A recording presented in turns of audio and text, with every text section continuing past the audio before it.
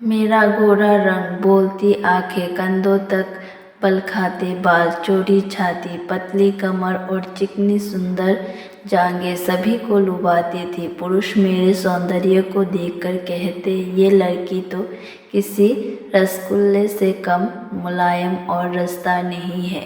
इसे देखने मात्र से ही जन्नत की सैर हो जाती है। मैं सुंदर थी और मुझे अपनी खूबसूरती का बरबासी आभास होने लगता। मैं बुदबुदाए बिना ना रह पाती। मुझ पर तुम सब मरते हो तो मरो, मैं किसी के हाथ नहीं आने वाली। मैं तो आग हूँ आग, मुझे पकड़ने के लिए पानी बनना होगा। मैं सुंदर हूँ पर इतनी भोली नहीं हूँ कि अपनी प्रशंसा सुनते ही तुम्हारी बाहों में समा जाऊंगी। मैं अभी सोच ही रही थी कि माँ की आवाज़ ने मुझे चौंका दिया। मैं जैसे सोते से जाग उठी। माँ मेरे सामने खड़ी मुस्कुरा रही थी। मेरे माँ मुझसे कहीं अधिक खूबसूरत थी। वो एक पीर महिला थी, लेकिन देखने में 21-22 की ही लगती थी। वो अपने सौंदर्य और स्वास्थ्य के प्रति हरदम सजग रहती थी।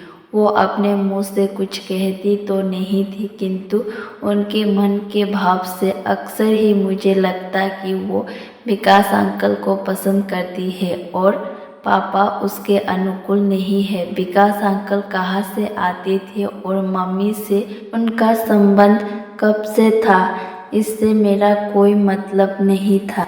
इतने में मम्मी चहकती हुई बोली, बेटी तुम आज स्कूल नहीं गई? आज तो छुट्टी है। मैंने ये कहकर मम्मी की ओर देखा। आज उसने गुलाबी साड़ी बांध रखी थी। मम्मी पर गुलाबी कपड़े बहुत ही खिलते थे। उनका रूप उनमें और अधिक दमक उठता था। मुझे जहाँ तक मालूम था, मम्मी सजती संवरती तभी थी जब विकास अंकल घर पर होते थे या आने वाले होते थे। वैसे तो सजना संवरना मम्मी के जीवन का एक अभिन्न हिस्सा था, लेकिन उस दिन वो विशेष रूप से साज श्रृंगार करती थी जब विकास अंकल घर पर होते। मैं अचानक ही बोल पड़ी, तो विकास अंकल आज आने वाले हैं। मेरी समझ में ये नहीं आ रहा कि मम्मी पापा के लिए क्यों नहीं सजती संवरती है। शायद माँ के सपनों के राजकुमार पापा नहीं है, विकास अंकल ही है। विकास अंकल पापा से अधिक सुंदर और स्मार्ट है। अपने आप को हमेशा ही सुंदर बनाकर रखते हैं, कपड़े ढंग के पहनते हैं। और पापा तो बिल्कुल ही ढीले ढाले व्यक्ति है। एक ही कपड़ों को 2-2 रोज तक पहने रहते हैं। शेप तभी बनाते हैं जब खुजली होने लगती है या उन्हें कोई टोक देता है। माँ को तो चुस्त और खूबसूरत पुरुष चाहिए। विकास अंकल चुस्त भी है और सुंदर भी है। इसी बीच माँ ने मुझे टोक दिया, ये लड़की तो हमेशा ही कुछ ना कुछ सोचती ही रहती है।